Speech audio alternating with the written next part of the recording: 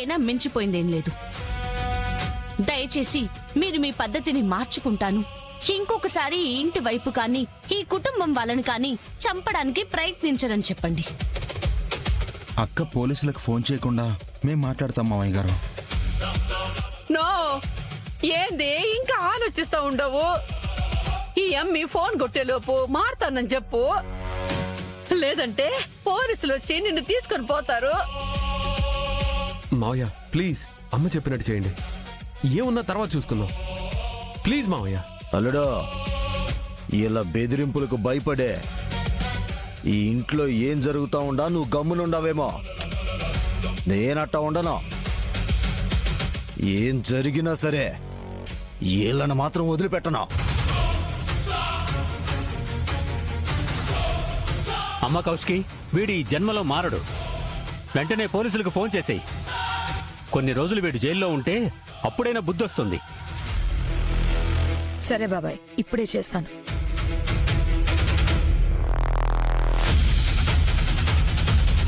అయ్యో నో, ఏంటికినా ఇట్ట మొండి పట్టుండవు? నా మాట వినుకో అన్నా. ఏం జరుగుండదో నేను అంత వివరంగా చెప్తా అన్నా. ఈ ఒక్క తూరికి నా మాట విన్నా, కౌశికి చెప్పినట్టు ఇను. ఇటు నుంచి వెళ్ళిపోనా? తప్పు చేసినోడు కారణం ఎప్పుడు నమ్మేలాగే ఉంటది వైజయంతి. అంత మాత్రాన తప్పు ఒప్పు అయిపోదు కదా. నేనెన్నో. అయ్యో నో. ప్లీజ్ సార్, త్వరగా రండి.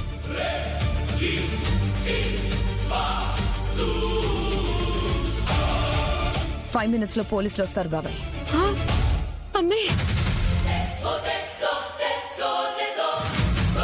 రే అబ్బోడా, మీ మామని పోలీసులు తీసుకుని పోకుండా ఏదోటి చెయ్యి. ఇప్పుడు ఆయన ఉన్న ఆవేశానికి మనం ఏం చెప్పినా అర్థం చేసుకునే పరిస్థితుల్లో లేడమ్మా. అవునతయ్య, పోలీసులు తీసుకెళ్లాక యువరాజ్ని వెళ్లి బెయిలిచ్చి తీసుకుని రమ్మని చెప్తాం. బయటికి తీసుకొచ్చాక ఏం జరిగిందో మొత్తం చెప్తాం. అప్పుడు ఆయన అర్థం చేసుకుంటారు. అంతేనంటావమ్మే? సర్లే, నేను లాయర్తో మాట్లాడి బెయిల్ గురించి చూసుకుంటాను. నువ్వేం టెన్షన్ పడకు.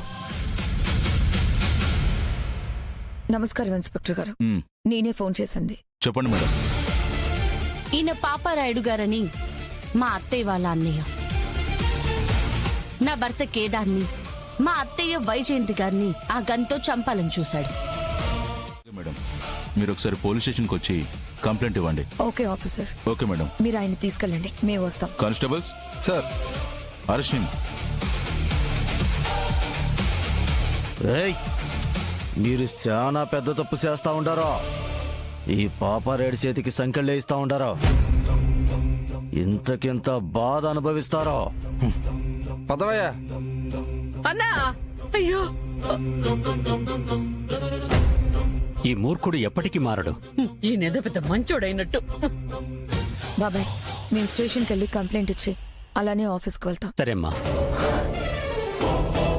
జగదాత్రి, ఆఫీస్కి మీరు కూడా వస్తున్నారు కదా? లేదు దినా, నాకు కేదార్కి స్కూల్లో పనుంది, మీరు వెళ్ళండి. సరే, స్కూల్ అయ్యాక కుదిరితే ఆఫీస్కి వచ్చేయండి. అందరూ అక్కడే ఉంటాం. సరే. యువరాజ్, పదండి.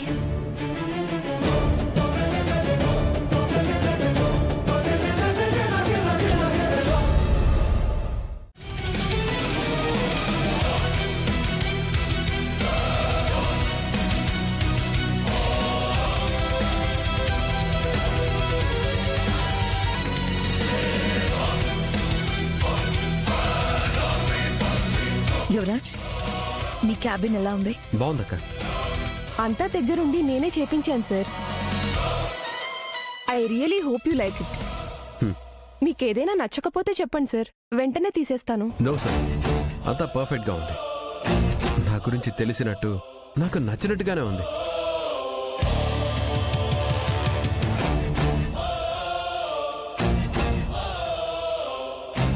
మీ గురించి తెలుసుకోవడం, మీకు అన్ని విధాలుగా హెల్ప్ చేయడమే సార్ నా పని. Please feel free to ask me anything. Sure. అబ్బోడా, కుర్చీలో కూర్చో. యువరాజ్,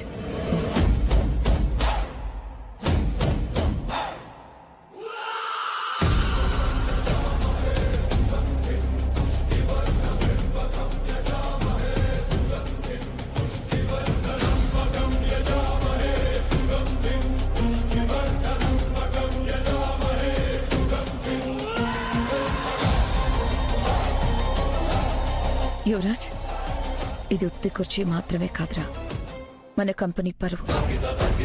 ఇక నుంచి అది నీ చేతుల్లో ఉంది. ఆఫీసులో కూర్చే వరకు నువ్వు మారావో లేదో, నేను బాబాయ్ నిన్ను ఈ సీట్లో కూర్చోబెట్టి తప్పేమైనా చేస్తున్నావేమో అనుకున్నాను. ఇందాక నువ్వు బయట మాట్లాడడం చూశాక కొంచెం ధైర్యం వచ్చిందిరా.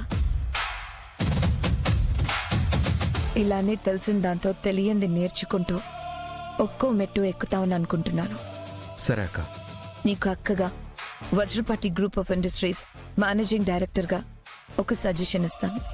ఆవేశంలో నిర్ణయాలు తీసుకోకు. సరే అక్క. సరే, ఆల్ ది బెస్ట్. థ్యాంక్స్ అక్క.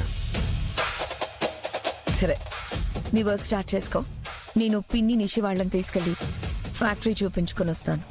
సరే అక్క. అబ్బోడా భద్రము, వస్తాము. సరే. రామ్మి.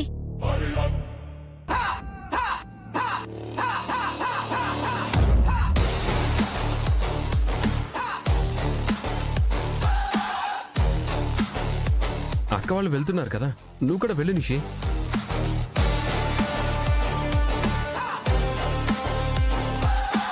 ఇక్కడే ఉంటే నీకేమైనా ప్రాబ్లమా? ఓహో